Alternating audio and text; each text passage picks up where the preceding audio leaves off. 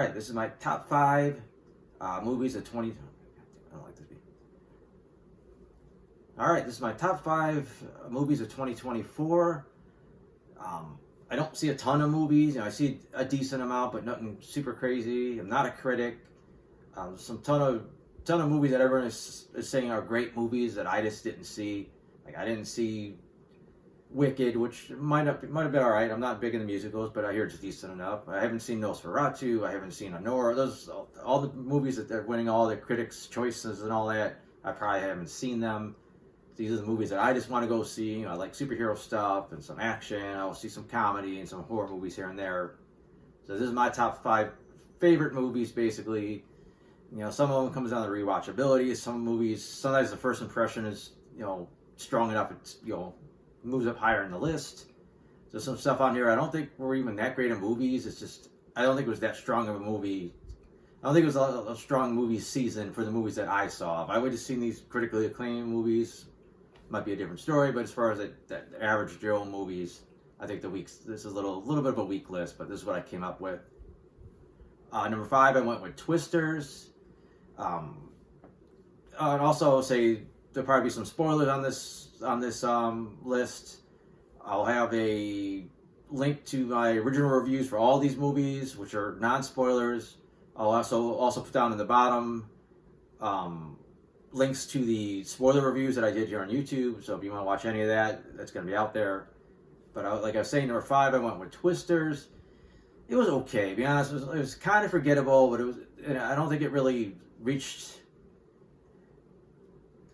The first Twisters made it was like a use CGI to take disaster films to like a new level. I don't think this film really did anything that break new ground with the effects. There were a few really cool shots, but they usually focused more on what was happening to the people on the street and what they were seeing, instead of cutting and showing how big this tornado really looked, to really cool distant views and aerial shots. You get it for a second and they'd cut to the people, which I think actually kind of hurt, because there was some actually decent looking shots.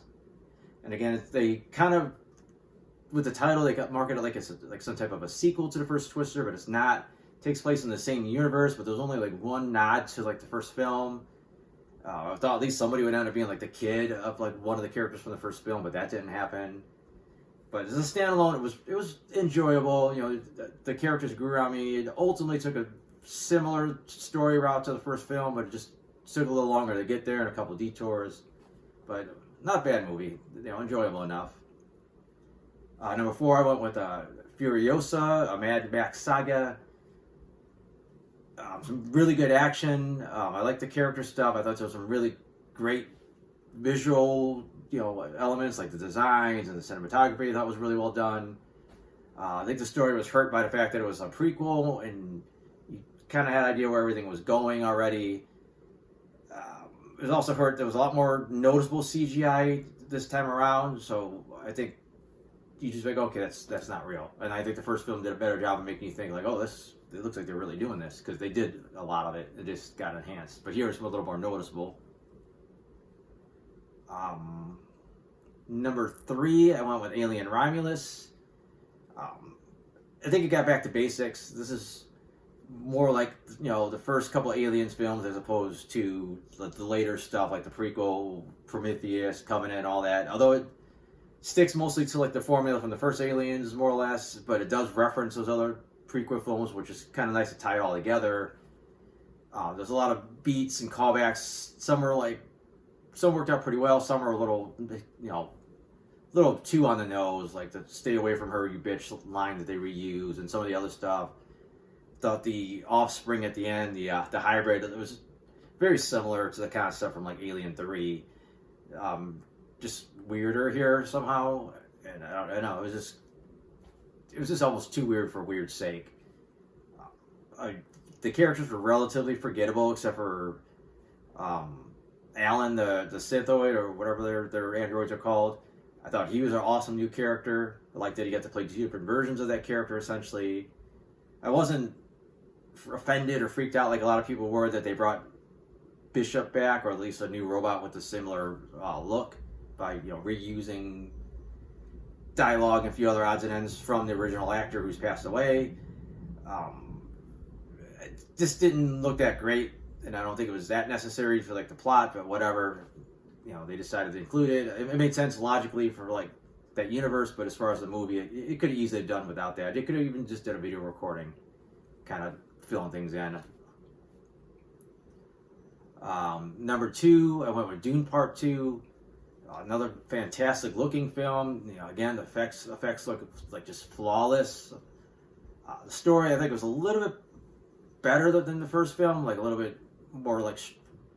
I thought the first film just kind of jumped. Like, I don't know the story of Dune going in. I thought the first story felt like it just kind of jumped from like point A to point B, like way faster than I thought it was. This movie's weird because it's a long movie, but it feels like the plot also moves pretty quick. Like he's hanging out with these desert folks, and all of a sudden, just felt like pretty quickly he becomes like one of them and like their leader. And I just felt like there's a few story beats that kind of like jumped a little bit fast. There's some of the other side story political mumbo jumbo I think didn't connect, and it also just kind of felt like here's this, never mind, we're moving on to something else, and it felt like there's a lot of loose ends. Fight scenes and action scenes were all pretty cool, and I guess I'm fine with them doing another movie. I don't think it wrapped up well enough where I was like, okay, don't do another one. I think we do need to see this story continue, which they are doing. And my number 1 movie, and to be honest, I said I don't think this was a great film. I enjoyed it the most out of the movies I saw. It would be Deadpool and Wolverine. Obviously, the action stuff was fun.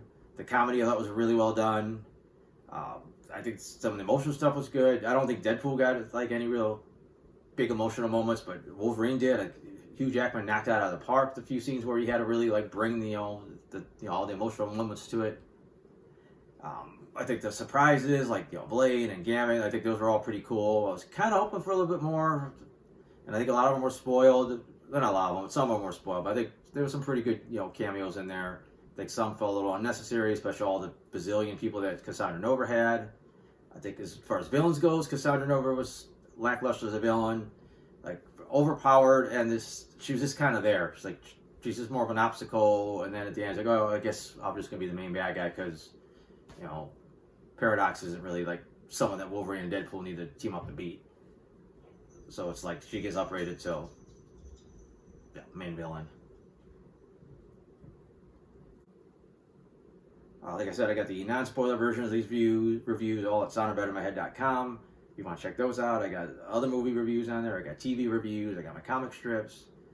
I also said I'm going to add the links to the original spoiler reviews for these films. You want to see like a little more detail on what I had to say about them.